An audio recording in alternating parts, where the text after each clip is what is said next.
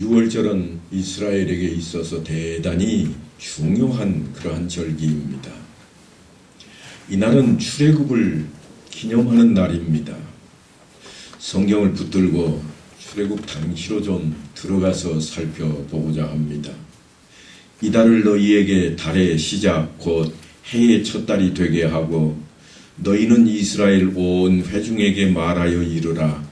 이달 열흘에 너희 각자가 어린 양을 잡을지니 각 가족대로 그 식구를 위하여 어린 양을 취하되, 그렇게 출애굽 준비가 시작되고 있습니다.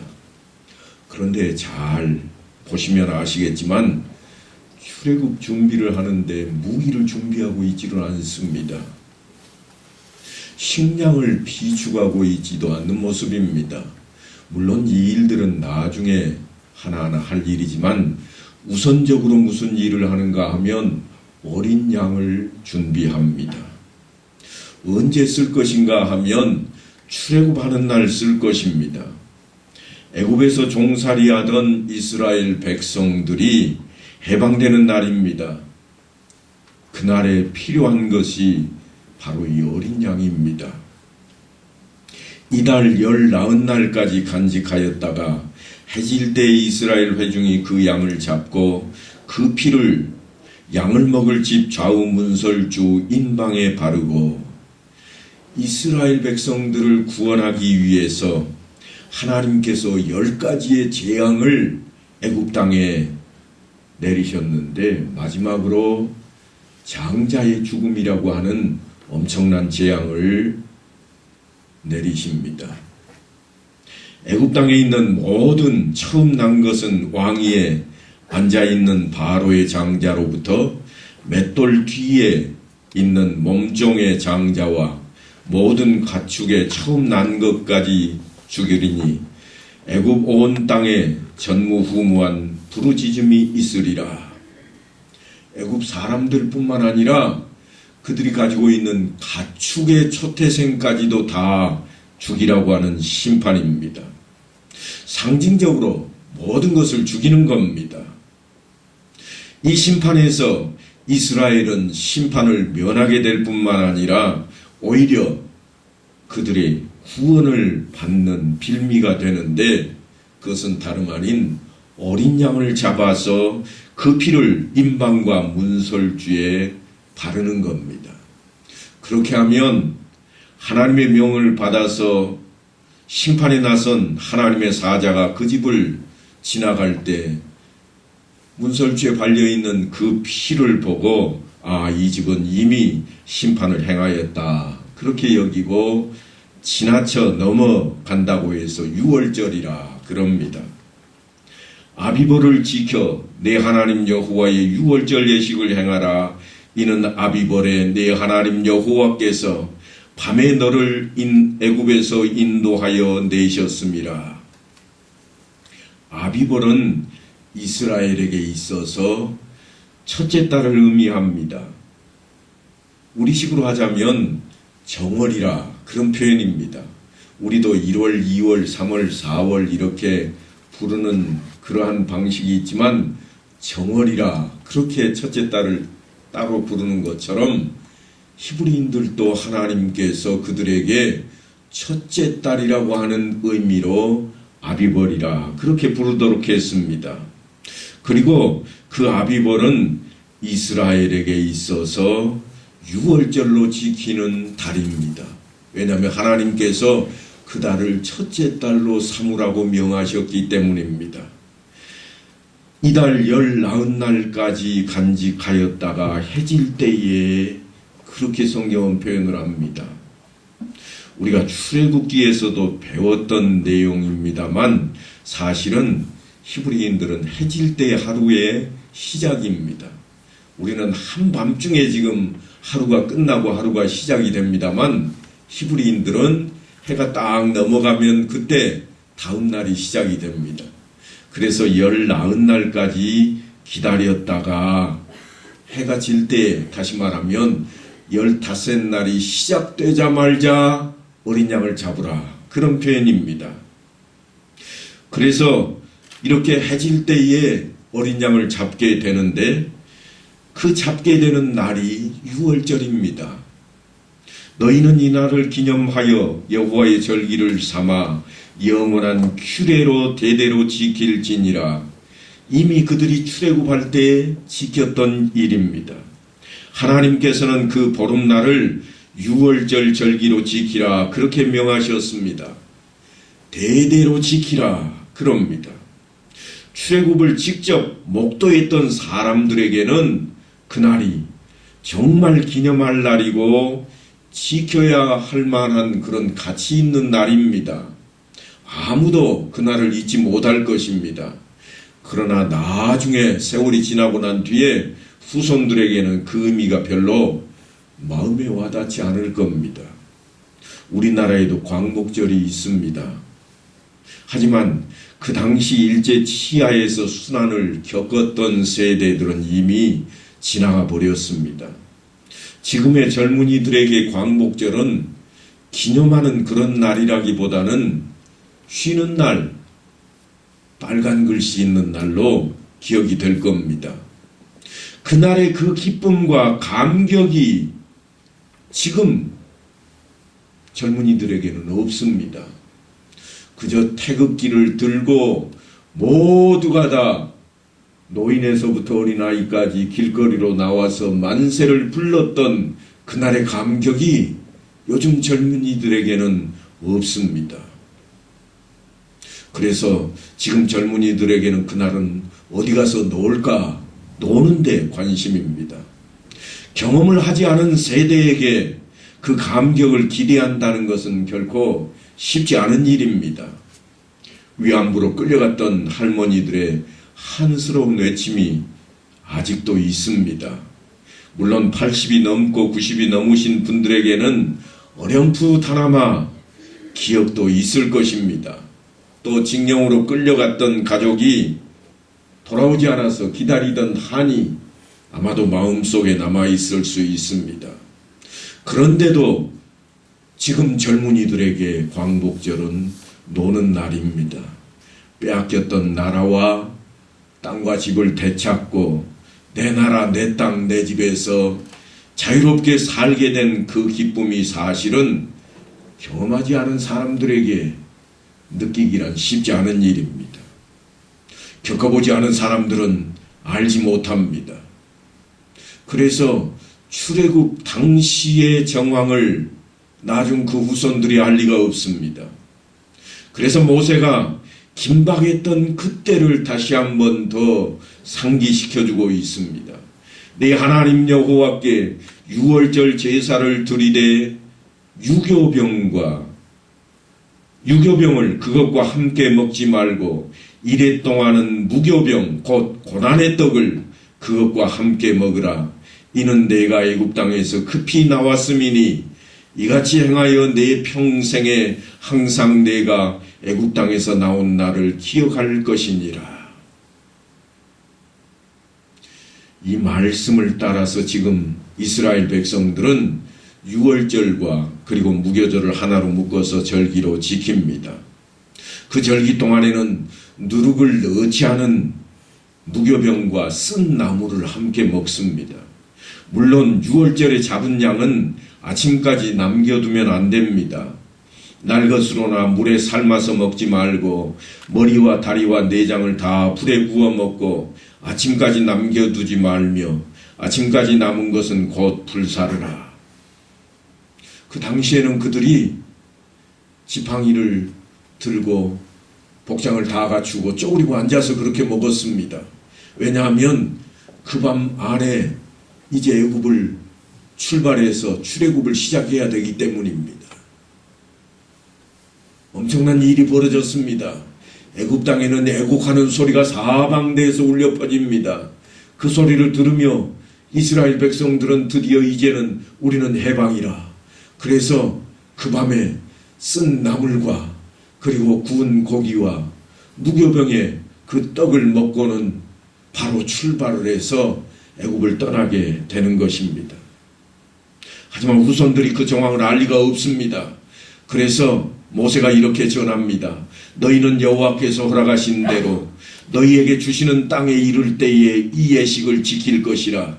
이후에 너희의 자녀가 묻기를 이 예식이 무슨 뜻이냐 하거든 너희는 이르기를 이는 여호와의 유월절 제사라. 여호와께서 애굽 사람에게 재앙을 내리실 때에 애굽에 있는 이스라엘 자손의 집을 넘으사 우리의 집을 구원하셨느니라.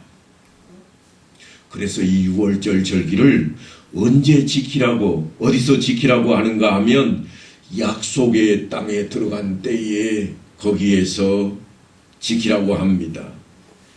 대대로 자손 대대로 그것을 지키라고 합니다. 그 이야기는 자손 대대로 잊지 말라는 겁니다. 약속의 땅에서 지켜야 될 예식입니다. 그러니까 출애굽은 그냥 애굽을 벗어나는 것이 아니라 약속으로 주어진 젖과 꿀이 흐르는 땅 가나안 땅에 들어가서 그들이 살게 되는 것을 의미합니다.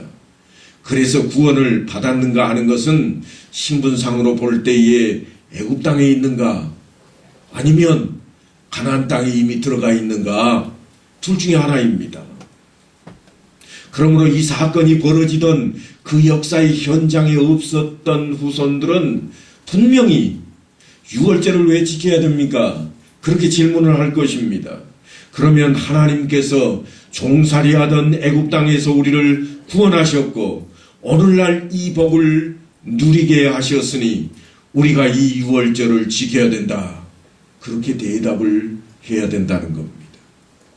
구속과 해방의 이전 모습과 다른 지금 현실을 가지고 있지 않으면 설득력이 없고 또한 그것을 설명할 방법이 없습니다.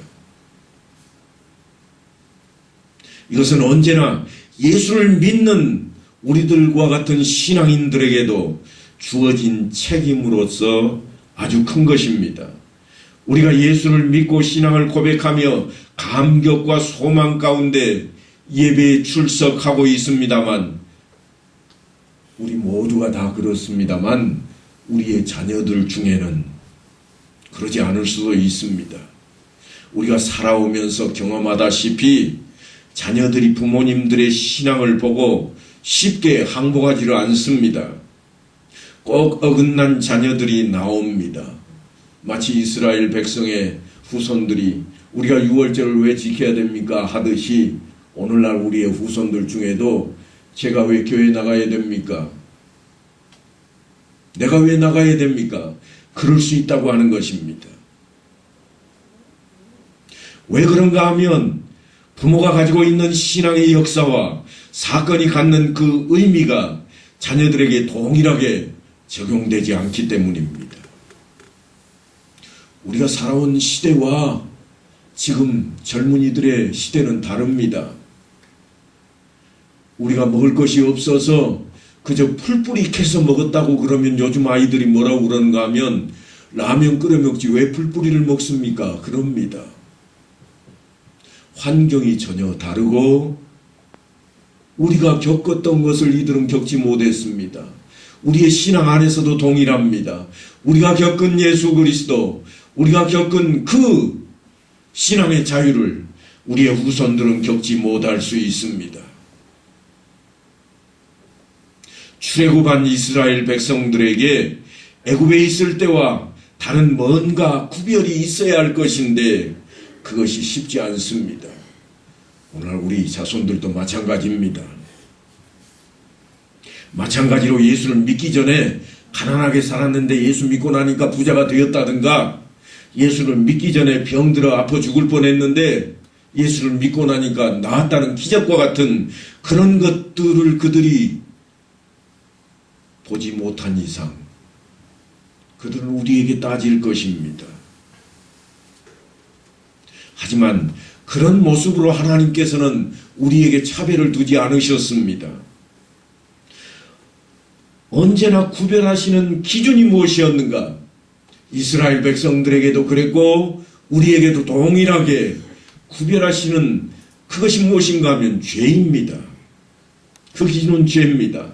죄악된 삶을 살던 것으로부터 구별된 거룩한 삶을 사는 것, 하나님을 모르던 삶으로부터 하나님을 의지하여 사는 것의 차이입니다. 그래서 우리의 싸움은 육적인 것이 아니라 영적인 것입니다. 죄악과의 싸움입니다. 세상적이고 물질적인 싸움으로 끌고 가려고 하다 보면 우리는 힘을 잃게 됩니다. 세상에서 성공하고 세상의 목적을 이루는 것은 신앙적인 방법으로는 사실 힘듭니다. 세상적인 방법을 동원할 때 훨씬 잘 이루어집니다. 그런 차원에서 우리의 후손들은 우리를 통해서 신앙이 세상 안에서 약점이 있다는 것을 발견하게 될 것입니다. 그래서 교회에 나갑니까? 그렇게 질문할 수밖에 없습니다. 여러분, 우리는 베드로의 신앙 고백을 잘 압니다. 주는 그리스도시요 살아계신 하나님의 아들이시니이다. 주님께서 그 신앙 고백을 기뻐 받으시고 하신 말씀이 너는 베드로라 내가 이 반석 위에 내 교회를 세우리니 음부의 권세가 이기지 못하리라. 내가 천국 열쇠를 내게 주리니 내가 이 땅에서 무엇이든지 매면 하늘에서도 매일 것이요 내가 땅에서 무엇이든지 풀면 하늘에서도 풀리리라. 베드로의 신앙 고백을 따라서 주님께서 교회 이야기를 시작하고 있습니다. 그런데 이 교회 이야기는 건물과 조직을 가진 공동체로서의 교회만을 의미하고 있지는 않습니다. 오히려 모든 성도, 하나님을 따르는 그런 모든 성도들에게 주시는 약속입니다. 그것은 음부의 권세가 이기지 못하며 천국의 열쇠를 가진 교회의 모든 권세를 신앙 고백을 근거로 해서 주시겠다고 하는 것입니다. 그런데 이 신앙 고백은 베드로가 가지고 있는 열심과 열정 때문이 아니었습니다. 지금 주님께서 말씀하시는 교회라고 하는 베드로의 헌신을 통해서 주시겠다고 하는 약속이 아닌 교회라고 하는 것이 과연 무엇인가 하면 그의 신앙 고백에 주시는 약속이라고 하는 것입니다. 고백의 내용이 무엇이었습니까? 그것은 주는 그리스도시요 살아계신 하나님의 아들이시니이다. 그러니까 교회는 예수 그리스도는 메시아요 또한 하나님이시라 그 사실 위에 세워지는 것입니다. 베드로가 어떤 열심을 내었고 또한 그의 정성이 가득해서 그를 통해 교회를 세우고 있는 것이 아닙니다.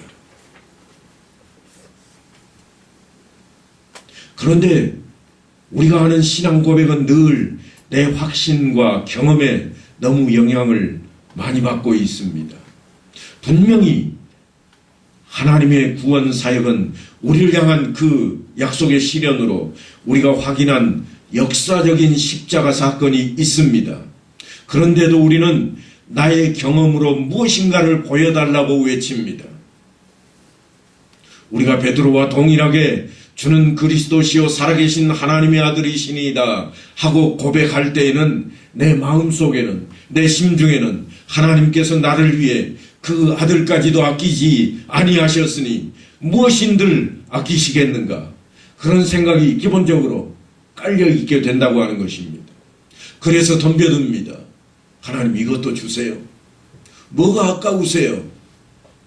하나님의 독생자 아들까지도 나를 위해 주셨다면 이 정도는 주셔야지요.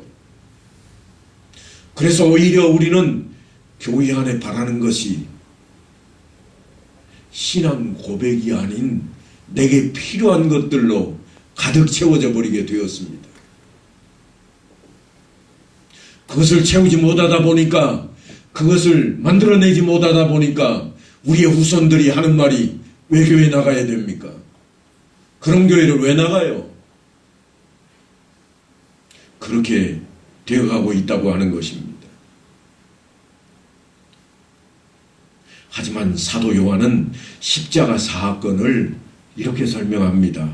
하나님이 세상을 이처럼 사랑하사 독생자를 주셨으니 이는 그를 믿는 자마다 멸망하지 않고 영생을 얻게 하려 하심이라. 하나님이 그 아들을 세상에 보내신 것은 세상을 심판하려 하심이 아니요 그로 말미암아 세상이 구원을 받게 하려 하심이라. 사랑하는 성도 여러분, 우리가 분명히 해야 될 것이 하나 있습니다. 십자가 사건은 내가 예수를 믿기 때문에 생겨난 사건이 결코 아닙니다. 내 경험으로 만든 사건이 아닙니다. 내가 열심을 내고 정성을 다했기 때문에 생겨났던 그런 사건이 결코 아닙니다. 그럼에도 불구하고 십자가 사건은 우리의 신앙 고백의 출발점이 됩니다. 그것은 누구나 가지고 있는 죄 문제 때문입니다. 그런데 주님께서 우리를 위해 그 죄값을 대신 치르시고 우리에게 영생을 주시기 위해 십자가에 달리셨습니다. 그 일은 우리가 원해서 일어났던 일이 아닙니다. 우리가 준비해서 만들어낸 일이 결코 아닙니다. 결코 치성을 들여 얻어낸 것이 아닙니다. 하나님께서 작정을 하셨고 이루셨던 일입니다. 그래서 주님께서는 십자가에 못 박혀 죽으시는 그 순간 내가 다 이루었다. 그렇게 우리를 향해 외치셨습니다. 출애굽 사건도 그렇게 시작되었습니다. 하나님께서는 사자를 보내서 애굽의 모든 장자를 치시고 이스라엘 백성을 구원해 내시고 홍해를 육지같이 갈라 놓으신 그 사건이 사실 모세가 계획을 했다거나 백성들이 열심히 준비해서 터를 닦아서 만들어낸 일이 결코 아닙니다. 하나님께서 작정하시고 약속하셨던 대로 그 뜻을 이루시는 섭리입니다.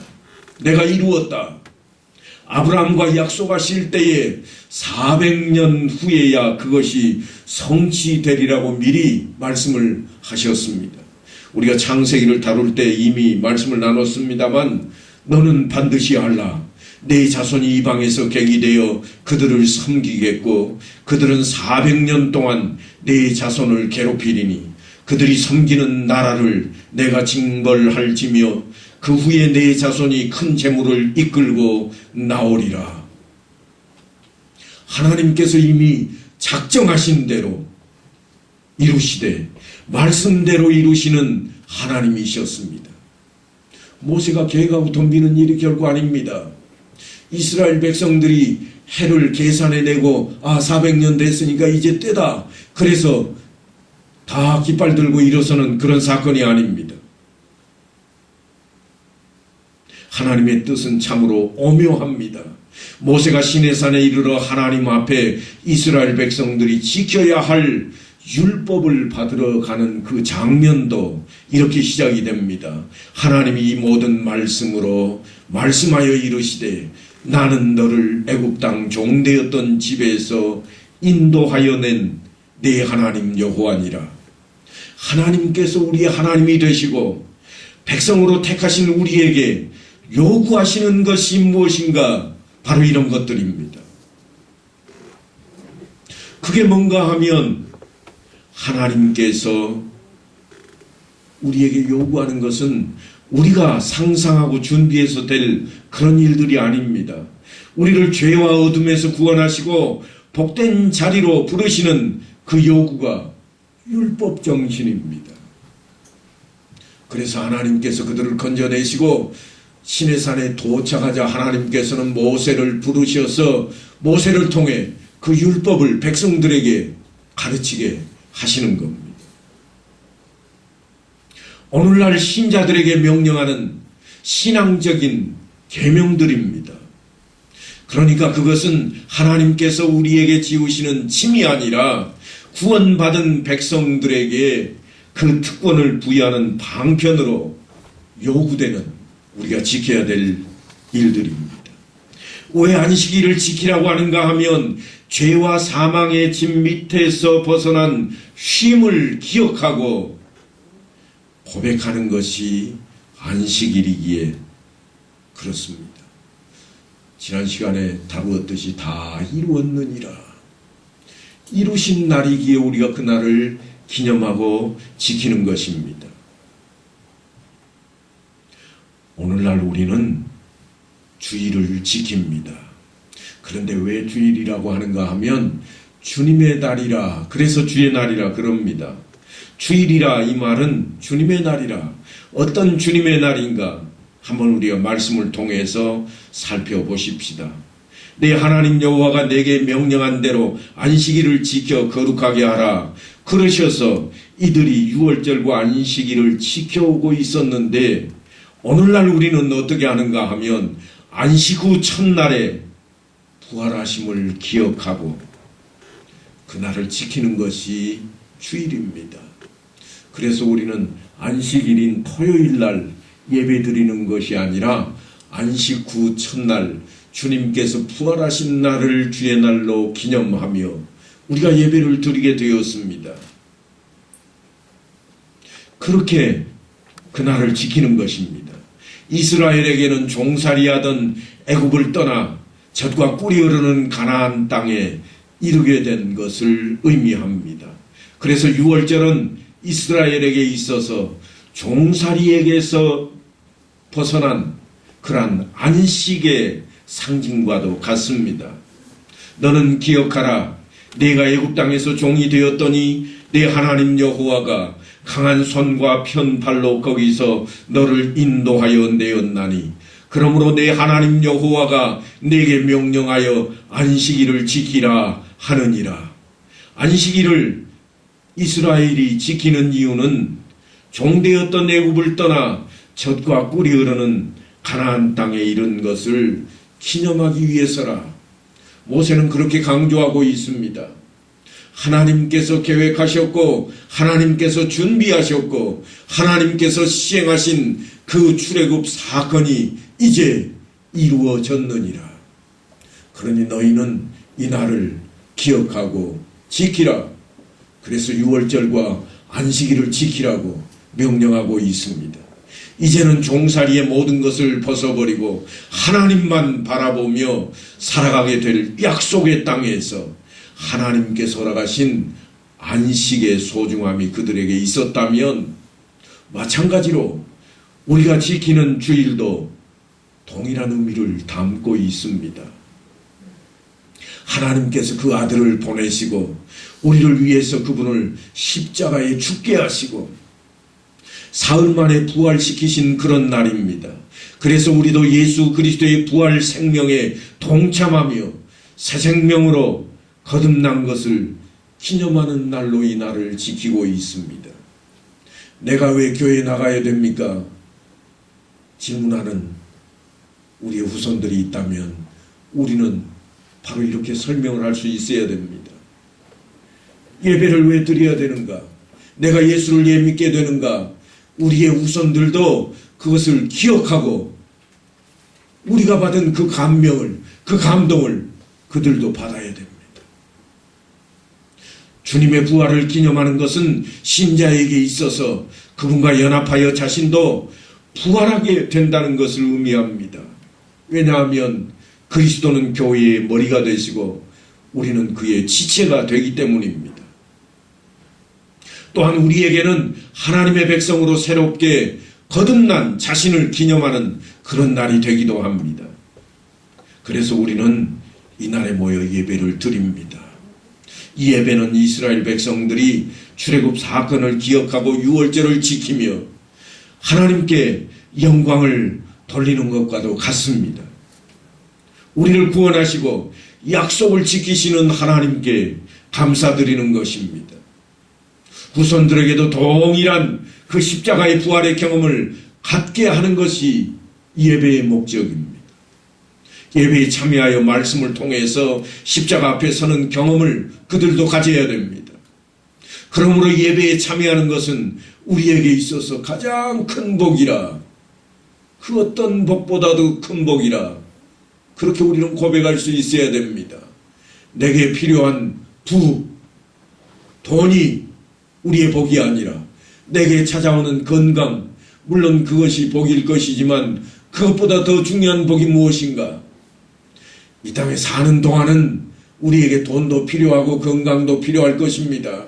그러나 우리가 이 땅에서의 나그네의 삶을 마감하고 저 천국 하나님 나라에 이르게 될 때에는 이 땅에서 가지고 있던 우리의 모든 것은 다 날아가 버리고 오직 우리의 믿음, 구원받은 신앙만이 우리를 그곳으로 향하게 할 것입니다. 그러니까 우리의 죄를 사함받은 놀라운 사건, 십자가 사건은 우리에게 너무나 중요하고 우리에게 감동으로 여전히 자리 잡고 있어야 됩니다. 아니, 나뿐 아니라 우리의 후손 대대로 그 감동이 가슴 속에 머물러 있어야 됩니다. 모세가 이스라엘 백성들에게 너희 후손에게 이렇게 가르치라. 너희 후손이 묻거든. 그렇게 외친 것처럼 우리도 우리의 후손들이 우리를 향해서 따지고 외치거든 그때 그렇게 답할 수 있어야 됩니다. 예배에 참여하여 말씀을 통해 십자가 앞에 서는 그 경험을 그들도 갖게 해야 될 이유가 거기에 있습니다. 그러므로 예배에 참여하는 것은 우리에게 정말 중요한 일입니다. 이제 이 한 주간 동안도 온전한 예배와 실천을 통해서 그리스도인다운 삶을 살아가는 모든 성도들 되시기를 간절히 축원합니다.